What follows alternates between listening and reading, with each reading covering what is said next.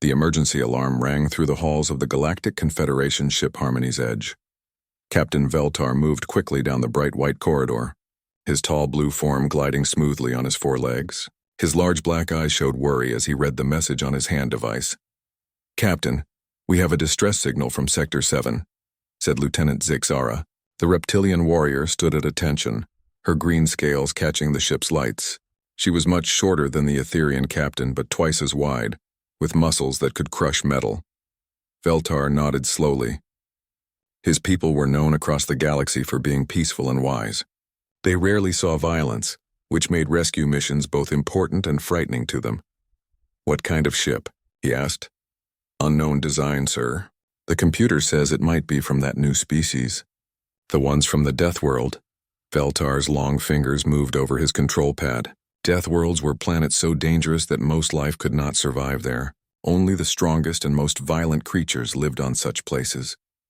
But the Confederation database said these new creatures were different. They were listed as peaceful plant-eaters who somehow survived by hiding and running away. "Set course for the signal," Veltar ordered. "Prepare the medical bay." The ship turned toward the distant signal. Other crew members moved through the halls. There was Dr. Morgeth, an insect-like being with 6 arms and compound eyes. His people were very smart and loved to study new things. There was also Engineer Thokva, who looked like a large pink blob but could fix anything mechanical. "Sir, visual contact," called the navigation officer. On the main screen they could see a damaged ship floating in space. It was much smaller than their vessel and had a strange design. Parts of it were torn open and debris floated around it. "Life signs?" asked Veltar. 7 beings aboard. "They appear to be alive, but some are hurt." Veltar felt relief. His people believed all life was sacred, even the life of unknown creatures from Deathworlds. The rescue took 2 hours. The alien ship had strange markings on its side that looked like symbols. When they opened contact, a face appeared on their screen that made several crew members step back. The creature had forward-facing eyes like a predator, but its face was calm and tired. Its skin was a light brown color, and it had dark hair on top of its head. Most strange of all, it showed its white teeth when it spoke, which in many cultures meant aggression. "This is Captain Kang Deho of the vessel Soul's Pride," the creature said. Its voice was deeper than expected. "We were attacked by pirates 3 days ago. Our engines are dead and we have injured crew members." Veltar was surprised. The creature's words were polite and its tone was grateful, not violent at all. Maybe the database was right about these beings being peaceful. "This is Captain Veltar of the Confederation ship Harmony's Edge. We will help you. Please prepare your crew for transport." The human captain's face showed what looked like relief. "Thank you, Captain. We have 7 crew members total. 3 are hurt but stable." When the humans came aboard, the alien crew was even more confused. They walked on 2 legs like many species, but they moved with a strange confidence. Their eyes looked around constantly as if checking for danger or escape routes. The first human through the airlock was Captain Kang Deho. He was taller than most of the alien crew and had broad shoulders. Behind him came a female human with short black hair who looked around the ship with sharp eyes. "I am Park Nara, Chief Engineer," she said. Her voice was polite but careful. "Thank you for the rescue." More humans followed. There was Lee Minho, who seemed to be some kind of guard. He stayed close to the others and his eyes never stopped moving. 2 humans were carried on stretchers, unconscious but breathing. Then came 2 more humans who could walk but moved slowly. Dr. Morgeth approached with his medical equipment. "I will need to examine your injured," he said in his clicking voice. The humans looked at each other quickly. Captain Kang nodded. "Please be careful. Our biology might be different from yours." "Of course," Dr. Morgeth replied. "The database says your species eats plants and lives peacefully. Your world is listed as very dangerous, but it says you survive by avoiding conflict." Something strange happened. The humans looked at each other again and several of them made a sound that the aliens did not understand. It sounded almost like choking, but their faces suggested it was not a sign of distress. "Yes," said Park Nara slowly. "We try to avoid conflict when we can." Veltar felt pleased. These Deathworld creatures seemed very reasonable, even if they looked a bit scary. Their planet might be dangerous, but they had clearly learned to be peaceful to survive. "We will take you to Starbase Omega," Veltar said. "It has facilities for many different species." You can contact your people from there. That would be very helpful, Captain Kang replied. We are grateful for your kindness. The humans were given quarters near the medical bay. The ship's computer had prepared rooms based on the database information. The air was set to a mixture that plant-eating species usually preferred, and the temperature was kept cool. As the humans settled in, the alien crew watched them carefully. They seemed tired and sad, which made sense after being attacked by pirates, but there was something else about them that the aliens could not identify. Captain, said Lieutenant Zixara privately, something feels wrong about these creatures. What do you mean? Veltar asked. My people are warriors. We know predators when we see them. These humans move like hunters, not like prey animals. Veltar considered this, but the database clearly states they are peaceful herbivores. Perhaps living on a death world has made them more alert, even if they do not fight. Zixara was not convinced, but she said nothing more. That evening, the alien crew tried to make the humans comfortable. They offered food from the ship's stores, nutrient blocks made from algae, synthetic proteins, and energy drinks that most civilized species enjoyed. The humans accepted the food politely, but ate very little. Captain Kang explained that their stomachs were still upset from the stress of the attack. The aliens understood and did not push the matter. Tomorrow we will reach the starbase, Veltar told them. You can rest until then. Actually, said Captain Kang, would it be possible for us to prepare our own morning meal tomorrow? We have some supplies from our ship, and eating familiar food would help us feel better. Of course, Veltar replied kindly. Use any facilities you need. The humans thanked him and went to their quarters. The aliens felt good about helping these poor creatures from the dangerous world. But as the night went on, strange sounds began to come from the human section of the ship. There were sharp noises like metal hitting metal. There were sizzling sounds like something being heated. And there were other noises that the aliens could not identify. Lieutenant Zixara reported to Captain Veltar. Sir, should we check on them? The sounds are unusual. Veltar listened to the recordings. The noises were indeed strange but not threatening. Perhaps it is part of their cultural practices. Many species have evening rituals to deal with stress. It sounds like violence, sir. But they are peaceful plant eaters, Veltar reminded her. The database is very clear. They must be preparing for their morning meal, as Captain Kang mentioned. The sounds continued for another hour, then stopped. The ship became quiet again. Veltar decided that tomorrow he would observe this morning meal ritual. It would be good diplomacy to show interest in human culture. It might also help him understand these strange creatures better. He had no idea what he was about to witness. The next morning, Dr. Morgeth finished checking the injured humans in the medical bay. His 6 arms moved quickly over his instruments as he studied the readings with his large compound eyes. Fascinating, he said to his assistant. A small blue creature named Peepko. Their bone density is incredible. And look at these muscle fibers. They are built for explosive movement. On the medical bed, one of the humans was now awake. Her name was Choi Yuna, and she was the ship's medical officer. She watched the insect doctor with calm eyes that did not blink very often. How do you feel? Dr. Morgeth asked her. Much better, thank you, Choi Yuna replied. Her voice was soft but clear. Your medical technology is very advanced. Your people's healing rate is remarkable, Dr. Morgeth said. You recover much faster than most species. Is this normal for inhabitants of death worlds? Choi Yuna paused before answering. We heal quickly, yes. It is necessary on our world. Because of the dangerous plants and natural disasters. Another pause. Yes, among other things. Dr. Morgeth made notes on his device. I have prepared some nutrition supplements for you, high in plant proteins and vitamins. Choi Yuna looked at the green liquid in the container. That is very kind, but I should wait for our morning meal. My stomach is still sensitive. Of course. Captain Veltar mentioned you would prepare your own food. A cultural ritual, perhaps? Something like that, Choi Yuna said quietly. In another part of the ship, Kim Tiang was talking with the navigation crew. He was the pilot of the human ship and seemed very interested in how the alien vessel worked. Your engines are amazing, he said to Engineer Thokva, much more efficient than ours. Thokva's pink form rippled with pleasure. Thank you. We have been perfecting this design for centuries. Your people are new to space travel, yes? Relatively new, Kim Tiang agreed. We have been exploring for about 50 years now. Impressive for such a young species, especially ones from a death world. Most civilizations take much longer to develop spaceflight. Kim Tae-young smiled, showing his white teeth. Several of the smaller alien crew members stepped back when they saw this expression.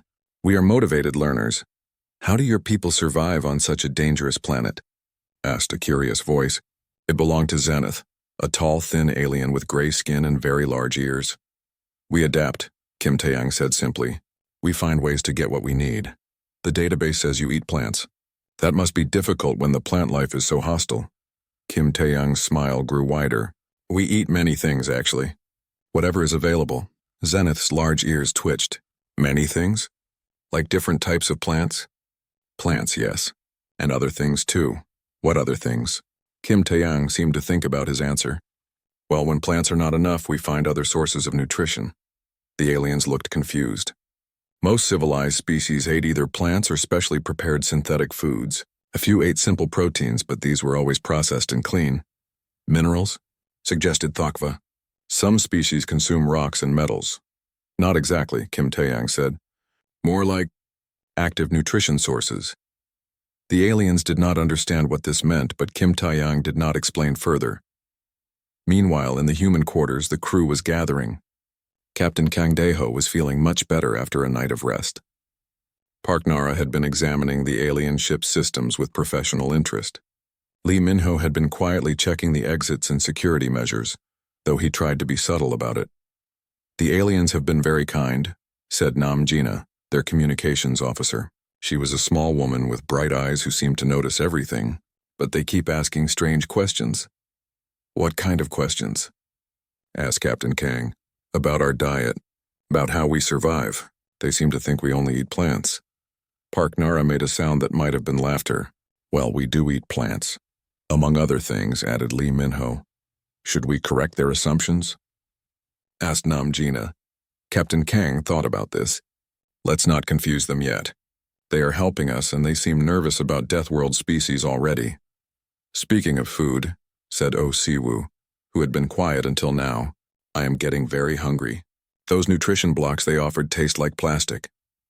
Agreed, said Park Nara. I need real food soon or I am going to get cranky. John Hanna brought some supplies from our ship, Captain Kang said. She can prepare something in the morning. John Hanna was their cook, and she had insisted on bringing a bag of ingredients when they evacuated their damaged vessel. She was in the small kitchen area that the aliens had provided, checking what she had to work with. I can make a decent breakfast, she announced. Not fancy, but filling. What do you have? Asked Oh Siwoo hopefully. Some bacon, eggs, kimchi, rice, and a few other things. Enough for everyone. The humans looked relieved. They had been polite about the alien food, but none of them had eaten much in the past day. The aliens seem very interested in our eating habits, warned Nam Jina. They might want to watch. That could be a problem, said Lee Min-ho. Why? Asked Jeon Hanna. It is just breakfast. Remember where we are, Park Nara said quietly. These people think we are peaceful plant eaters from a death world. They probably imagine we eat grass and hide from predators all day. Captain Kang nodded. She is right. Our normal diet might surprise them. It is just bacon and eggs, Jeon Hanna protested. Think about it from their perspective, said Choi Yuna, who had just returned from the medical bay. They are herbivores. They probably do not even know what bacon is. The humans were quiet for a moment as they considered this. Should we eat the alien food instead? Asked Oh Siwoo, though he did not sound happy about the idea. One more day of that stuff and I'm going to bite someone, Park Nara muttered. We need real food, Captain Kang decided. We will be polite and explain if they ask questions, but we are not going to starve ourselves to avoid confusing them. What if they are horrified? Asked Nam Jina. Then we will deal with that when it happens, Captain Kang replied. That evening, the humans again made preparation sounds in their quarters. The alien crew listened with growing curiosity. There were chopping noises, sizzling sounds, and the clatter of utensils. Lieutenant Zixara approached Captain Veltar during the evening shift. Sir, I request permission to observe the human morning ritual tomorrow. Why? Veltar asked. I am curious about their culture and... She paused. I want to understand these creatures better. Something about them does not match the database. Veltar considered this. Very well. Take a small team and observe respectfully. It might help us understand how Deathworld species develop peaceful behaviors. Zixara selected 3 other crew members for the morning observation. There was young Kiptar, an Etherian like the captain who was eager to learn. There was Bakanth, a slug-like creature who was very calm and wise. And there was Rika, a bird-like being with excellent eyesight. They planned to visit the humans in the morning as a diplomatic gesture. They would observe the ritual, learn about human culture, and show respect for their new allies. None of them had any idea what they were about to see. As the night continued, the preparation sounds from the human quarters grew more intense. There were sharp cutting noises that lasted for long periods. There were sounds like something being beaten or pounded, and there were sizzling noises that went on and on. What kind of morning ritual requires so much preparation? Wondered Kiptar. Perhaps it is very complex, suggested Veltar. Many ancient species have elaborate ceremonies. But Zixara's warrior instincts were telling her something different. Those sounds were not ceremonial. They were practical. They were the sounds of work being done, the sounds of preparation. The morning shift began early on the Harmony's edge. Lieutenant Zixara gathered her observation team in the corridor outside the human quarters. She checked her recording device one more time. Remember, she told the others, we are here to learn about their culture. Be respectful and do not interrupt their ritual. Young Kiptar nodded eagerly. His blue skin was brighter than usual with excitement. I have read about Deathworld cultures. They often have complex ceremonies to honor their survival. Bakanth moved slowly on his thick body, leaving a trail of protective slime. Many species use morning rituals to prepare for the day's dangers. Rika perched on a wall mount, her bright yellow feathers clean and perfect. Her large eyes could see small details from far away. I will record visual data for the cultural archives. The sounds from the human quarters had started again an hour ago. Sharp cutting noises, sizzling sounds, and something that sounded like controlled fire. The aliens assumed these were preparations for a complex ceremony. Lieutenant Zixara pressed the door chime. After a moment, Captain Kang Deho appeared. He looked surprised to see the alien delegation. Good morning, Captain, Zixara said in her most diplomatic voice. We hope to observe your morning ritual if that would be acceptable. We are interested in learning about human culture. Captain Kang's face showed several expressions very quickly: surprise, concern, and something that might have been amusement. You want to watch us eat breakfast? Yes, please. We understand it is an important cultural practice for your people. Captain Kang looked back into the room where the other humans were gathered. There was a quick, quiet conversation in their language. Then he turned back to the aliens. Of course, he said. Please come in. But I should warn you, our food might be different from what you are used to. We understand, Zixara replied. Deathworld species often have unique nutritional needs. The aliens followed Captain Kang into the main room of the human quarters. The smell hit them immediately. It was unlike anything they had experienced before. There was something rich and heavy in the air, something that made their survival instincts activate. The herbivorous species felt a deep, primitive alarm. The carnivorous species felt confused, because this was not the clean smell of proper nutrition. In the kitchen area, Jeonhana was working at a heating unit. She turned to smile at the visitors, and her teeth were very white and sharp-looking. Good morning, she said cheerfully. I hope you do not mind the smell. I know our food can be strong. On the heating surface in front of her, long strips of something were sizzling and popping. They were brown and red and glistening with fat. The smell was coming from these strips. What? Kiptar started to ask, then stopped. His large black eyes were fixed on the cooking strips. Bacon, Jeonhana said helpfully. Cured pig belly. Very popular for breakfast on our world. The word pig meant nothing to the aliens, but the casual way she said it made Zixara feel cold.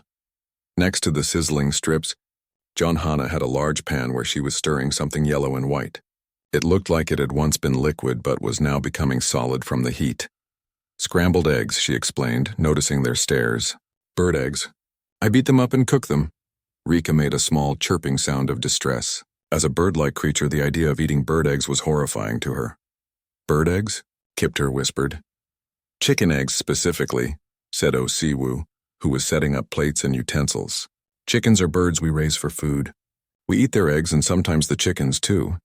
Bakanth's slime trail became thicker as his stress increased. You eat the birds themselves? Sure, Osiwu replied casually. Not for breakfast usually, but chicken is very good. So is duck, turkey, beef, pork. He was listing these things like they were normal items, not understanding the growing horror on the alien faces. What is beef? Asked Rika in a tiny voice. Cow meat, said Namjina, who was preparing drinks. Cows are large animals we raise on farms. Very tasty. The aliens were beginning to understand that something was very wrong with their assumptions. You raise animals to eat them? Sixara asked slowly. Of course, said Captain Kang, as if this was obvious. How else would we get fresh meat? The word meat hung in the air like a threat. The aliens had heard this word before, but only in historical contexts or when discussing the most primitive species. Johanna continued cooking, completely unaware of the alien distress. She pulled the sizzling strips from the heat and placed them on a plate. The strips were now dark brown and looked exactly like what they were, cooked animal flesh. Then she opened a container and began spooning out something red and fermented-looking. The smell that came from it was sharp and sour. Kimchi, she announced. Fermented vegetables. We eat this with almost everything. You eat rotted plants? Bakanth asked weakly. Fermented, not rotted, Park Nara corrected. The bacteria breaks down the plant matter and creates new flavors. Very healthy. The idea of deliberately allowing bacteria to attack food was almost as disturbing as eating animals. But Johanna was not finished. She opened another container and began slicing something that looked like a thick, marbled slab of red and white. I managed to save some pork, she said happily. It is not much, but enough for everyone to have a piece. She placed the thick slices on another heating surface. They began to sizzle immediately, and more rich, heavy smells filled the air. Choi Yuna noticed the aliens had become very quiet. Is everything all right? I know our food smells different from yours. You are eating animals, Kiptar said in a strangled voice. Yes, Choi Yuna replied, confused by his tone. Do your people not eat animals? Civilized species do not consume other living beings, Sixara said stiffly. Oh, said Lee Minho. Well, we cook them first, so they are not living when we eat them. This was not the reassurance the aliens had hoped for. You kill animals to eat them? Rika asked. Usually, said Kim Taeyang, though sometimes we buy them already killed from other people. We have farms and slaughterhouses, added Osiwu helpfully. Very efficient system. The word slaughterhouses made Bakanth emit a sound like escaping gas. Johanna began placing the cooked items on plates. Each plate received several strips of bacon, a portion of scrambled eggs, some kimchi, and a thick slice of grilled pork. She also added some white rice and a few other small items. There we go, she said proudly. A proper breakfast. The aliens stared at the plates in fascination and horror. Each plate contained the remains of multiple animals prepared in different ways. The humans had killed various creatures, processed their bodies, and now planned to consume them as casually as the aliens might eat a nutrient bar. Would you like to try some? Johanna offered politely. 4 alien voices said no at exactly the same time. The humans looked at each other with confusion. Are you sure? Asked Captain Kang. Johanna is an excellent cook. We do not eat dead animals, Sixara said firmly. Oh, right, said Park Nara. You are herbivores. Sorry, we forgot. Herbivores? Lee Minho repeated. Is that what you think we are? The database says humans are peaceful plant eaters, Kiptar said weakly. This time several humans made that choking sound again. Now the aliens realized it was some kind of expression of amusement. Plant eaters? Captain Kang said. Who told you that? The first contact team classified your species based on initial observations, Sixara explained. What did they observe? Asked Namjina with interest. Humans eating vegetables and avoiding conflict with the contact team. The humans looked at each other again. Their amusement was clearly growing. Well, said Captain Kang carefully, we do eat vegetables. Just not only vegetables. We eat pretty much everything, added Osiwu cheerfully. Plants, animals, fish, insects if we have to. Insects? Bakanth whispered. Sure, grasshoppers are crunchy. Grubs are good protein. Dr. Morgoth would have fainted if he had been there. The humans began eating their breakfast. They used metal tools to cut the animal flesh into smaller pieces. then put these pieces in their mouths and chewed with obvious satisfaction. The aliens watched in horrified fascination as the humans casually consumed what appeared to be a massacre. They ate the bird eggs without any concern for the baby birds that might have been. They ate the fermented plants as if rotted food was normal. They ate the animal flesh with obvious pleasure. "This is very good," said Choi Yuna. "Thank you, John Hana. You are welcome. I wish I had more variety, but this will do." "More variety?" Rika asked faintly. "Usually we have fish, different meats, fruits, breads, dairy product." John Hana was listing these things casually. "Dairy products?" Zixara interrupted. "Milk from animals. We make cheese, butter, yogurt. Very tasty." The idea that humans also consumed animal secretions was the final shock. Lieutenant Zixara's combat training was telling her to retreat immediately. These were not peaceful plant eaters. These were apex predators who had somehow learned to speak and build spaceships, and they were sitting here calmly eating their victims while making pleasant conversation. The silence in the room was broken only by the sounds of humans eating, the soft cutting of utensils through cooked flesh, the quiet chewing, the satisfied sounds of creatures consuming their prey. Lieutenant Zixara stood frozen in place, her reptilian brain processing what she was witnessing. Her people were warriors, bred for combat across thousands of generations. She had faced enemy soldiers, dangerous predators, and cosmic horrors. But this casual display of predatory behavior was unlike anything in her experience. Young Kiptar's blue skin had turned pale, almost white. His large black eyes were fixed on Captain Kang, who was calmly chewing a piece of bacon while reading something on a small device. The Etherian's peaceful worldview was cracking under the weight of this revelation. "Captain Kang," Kiptar said in a voice barely above a whisper, "when you said you avoid conflict," Captain Kang looked up from his device. "Yes? What did you mean exactly?" Captain Kang swallowed his food and considered the question. "We prefer not to fight other intelligent species if we can help it. Fighting is dangerous and expensive, but you fight animals? We hunt, yes. For food and sometimes for protection." Captain Kang's tone was matter-of-fact, as if discussing the weather. "Hunt," Zixara repeated slowly. The word carried implications that made her scales twitch. "Sure," said Lee Minho, looking up from his plate. "I hunt deer every weekend back home." "Great exercise, and the meat is fantastic." Rika made a small peeping sound. As a bird-like creature, the idea of being hunted for sport was terrifying. "You hunt for pleasure?" she asked. "Hunting is relaxing," Lee Minho explained. "You get to be outdoors, track animals, test your skills. Plus you get fresh meat." "Track animals," Bakanth repeated faintly. His slime trail was now thick enough to create a small puddle beneath him. "Oh yes," said Kim Taeyang enthusiastically. "Humans are excellent trackers. We can follow prey for days if necessary." "Days?" Kipter whispered. "Persistence hunting," explained Park Nara. "We chase animals until they collapse from exhaustion, then kill them." The aliens processed this information in horrified silence.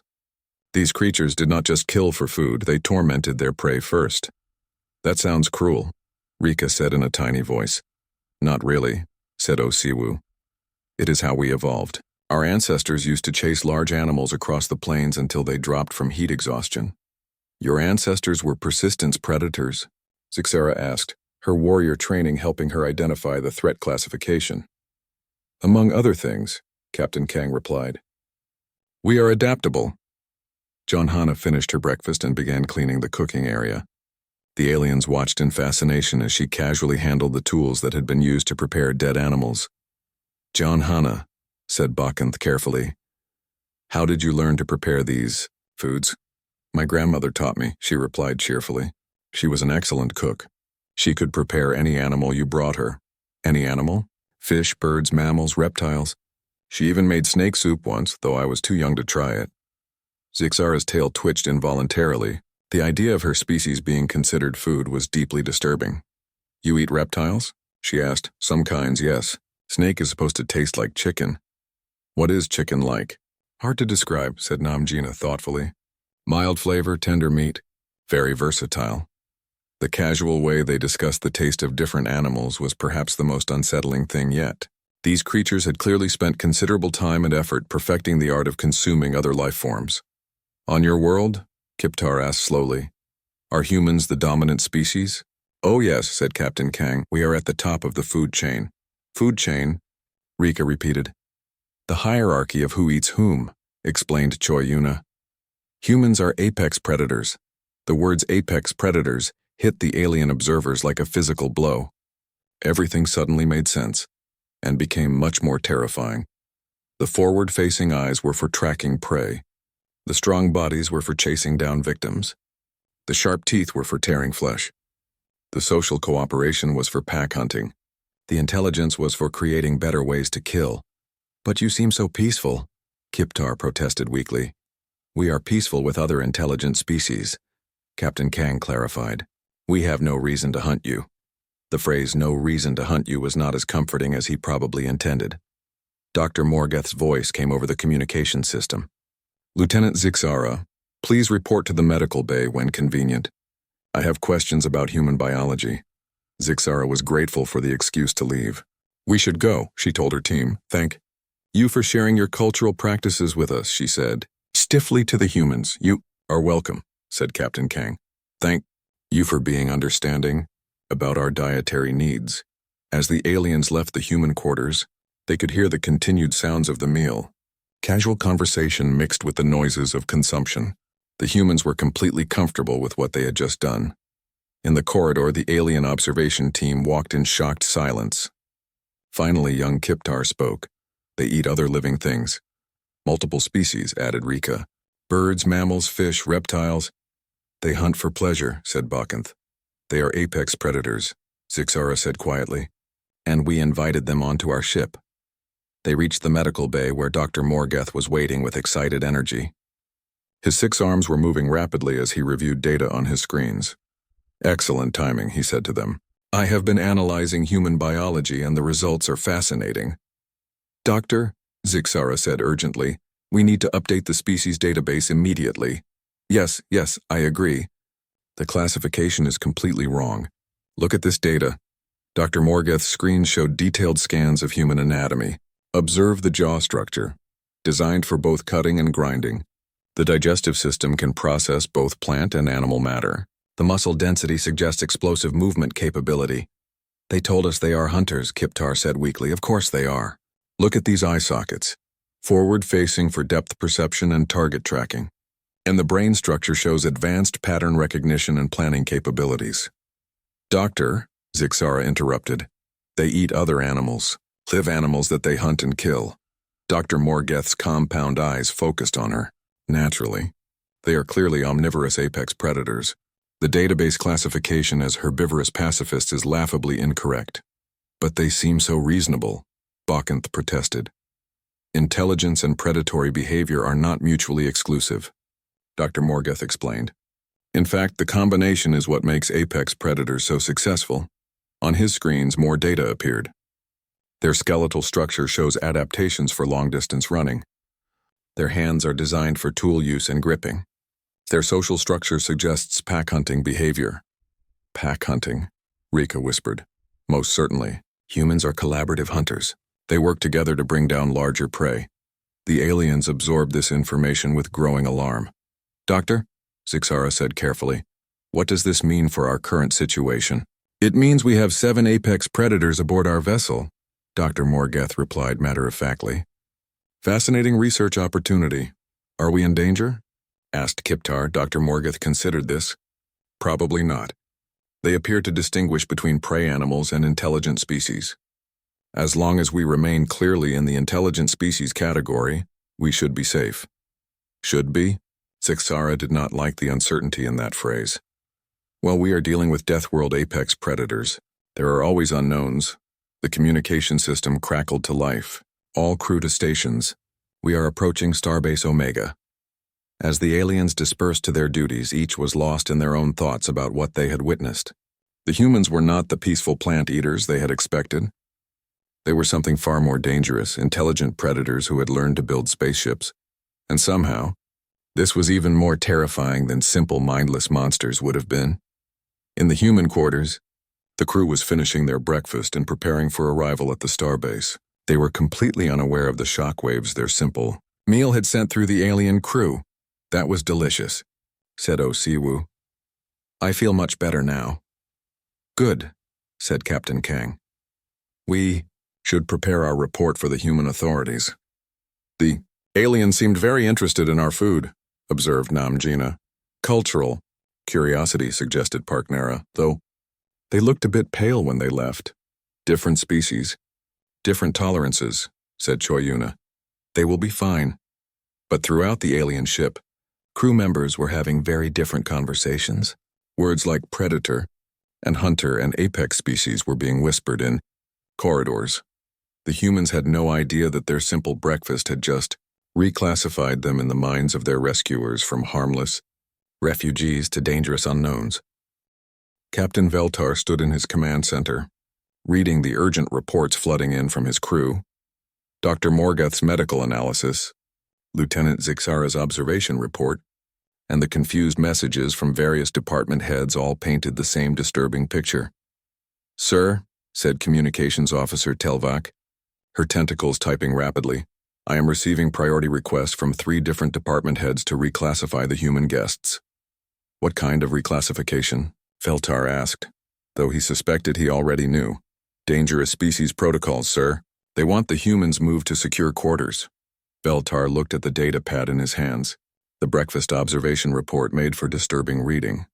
His peaceful mind struggled to process the casual violence the humans had displayed. "Sir," Lieutenant Zixara approached, her scales showing stress colors.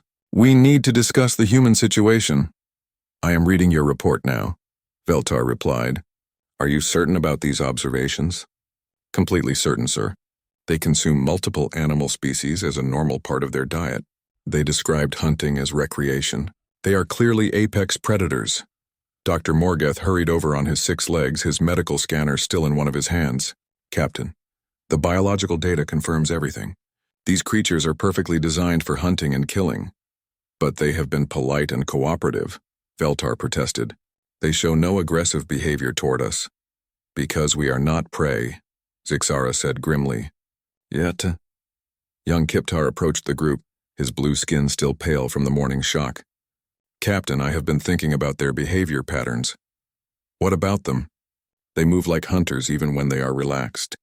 They constantly check escape routes. They position themselves to watch multiple directions. Even their casual conversation includes references to violence." "Violence?" Veltar had not noticed this. Lee Minho mentioned hunting every weekend. Kim Taeyang talked about adapting to get what they need. Parknara made jokes about becoming aggressive when hungry. Dr. Morgoth nodded eagerly. "Classic predator behaviors. They are always assessing threats and opportunities." The communication system buzzed. "Captain Veltar to the observation deck, please." Veltar arrived at the observation deck to find several crew members staring out at the approaching starbase. It was a massive structure, home to dozens of different species. "Sir," said Navigator Wexlin, "the humans have requested permission to send a message to their authorities." "Of course. What is the problem?" "Listen to this, sir." Wexlin played a recording of Captain Kang's transmission request. The human captain's voice was calm and professional. "This is Captain Kang Deho of the vessel Soul's Pride, requesting contact with human colonial authority. We have been rescued by Confederation vessel Harmony's Edge after pirate attack. Crew status 7 alive, minor injuries ready for transfer. Mission cargo lost but recoverable. We'll need new vessel and weapons for return journey." "Weapons?" Veltar repeated. "They specifically mentioned weapons, sir. And notice how they described their crew status like a military report." Dr. Morgoth had followed them to the observation deck. "Captain, I have been reviewing human cultural data from other sources. Look at this." His device showed images from human settlements. The aliens stared in growing horror at pictures of humans engaged in various activities. There were images of humans holding dead animals, humans with weapons, humans engaged in competitive fighting. This image shows humans deliberately fighting each other for entertainment, Dr. Morgoth pointed out. And this one shows a human holding a large dead fish, displaying obvious pride in the kill, added another. Here is an image of young humans being taught to use weapons. Veltar studied the images with growing concern. Are these normal human activities? According to the data, yes. Fighting, hunting, and weapon use are common cultural practices. Lieutenant Zixara joined them. Sir, I recommend we implement security protocols immediately. But they have done nothing threatening, Veltar protested weakly. Yet, Zixara repeated, Captain, these are apex predators from a death world. The fact that they appear friendly might be part of their hunting strategy. Hunting strategy? Many predators use deception. They appear harmless until they strike. Dr. Morgeth was examining more data. Actually, Lieutenant, I believe they genuinely are peaceful toward intelligent species. But look at this. He showed them a chart of human population numbers compared to other species on their world. Humans completely dominate their planet. Every other large species exists only in small numbers or under human control. They eliminated their competition, Zixara said grimly. Or domesticated it for food, Dr. Morgeth added. According to this data, humans control the breeding and life cycle of dozens of species for consumption purposes. The aliens were quiet as they processed this information. The humans had not just become apex predators. They had reorganized their entire planet's ecosystem around their needs. Sir, Communications Officer Telvac's voice came over the system. The humans are asking about diplomatic protocols for the starbase. What kind of protocols? They want to know about weapons restrictions, territorial boundaries, and conflict resolution procedures. Even their questions about diplomacy focused on violence and territory. Captain Veltar made a decision. Dr. Morgeth, prepare a complete species reclassification report. Send it to Confederation headquarters immediately. What classification should I use, sir? Veltar looked out at the starbase, where thousands of peaceful species lived and worked together. Intelligent apex predators. Potentially dangerous but not immediately hostile. Sir, Zixara said quietly, there is something else. What? They mentioned their mission cargo was recoverable. What if their cargo was weapons? What if they were arms dealers? This possibility had not occurred to Veltar. Do we know what their cargo was? No, sir. They have been politely vague about their mission. Dr. Morgeth was still reviewing data. Captain, I am seeing references to something called military service in human culture. It appears to be common for humans to spend time as professional warriors. Professional warriors? They train specifically for fighting. It is considered normal career preparation. Lieutenant Zixara's warrior background helped her understand this. They have a standing military class. That means they expect regular conflict. Or they create it, suggested Kiptar darkly. The docking procedures began, and soon the Harmony's edge was connected to Starbase Omega. Captain Veltar prepared to escort the humans to the station authorities. When he arrived at the human quarters, he found them ready to leave. They had cleaned themselves and organized their few possessions with military efficiency. Captain Veltar, Captain Kang greeted him warmly. Thank you again for the rescue. We will not forget your kindness. You are welcome, Veltar replied carefully. The station authorities will help you contact your people. Excellent. We should be able to arrange new transport quickly. As they walked toward the airlock, Captain Kang continued talking. This has been a valuable experience. Meeting your people, seeing your technology. When we return home, we will recommend expanded diplomatic contact. Diplomatic contact?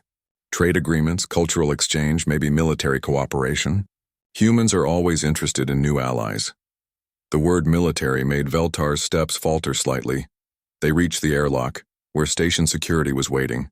The aliens in the security detail looked nervous as they watched the humans approach. Before you go, Veltar said, may I ask about your mission? Your cargo? Captain Kang paused. Agricultural equipment and food processing machinery. We were establishing a new colony. Food processing? Yes, equipment for raising livestock, processing meat, preserving food for long-term storage. Even their colonization efforts involved creating systems for killing and consuming other species. Captain Kang, Veltar said carefully, your species classification in our database was incorrect. We listed you as peaceful herbivores. Captain Kang's expression showed that choking sound expression again. Herbivores? That is funny. Who did your first contact team observe? A human agricultural settlement.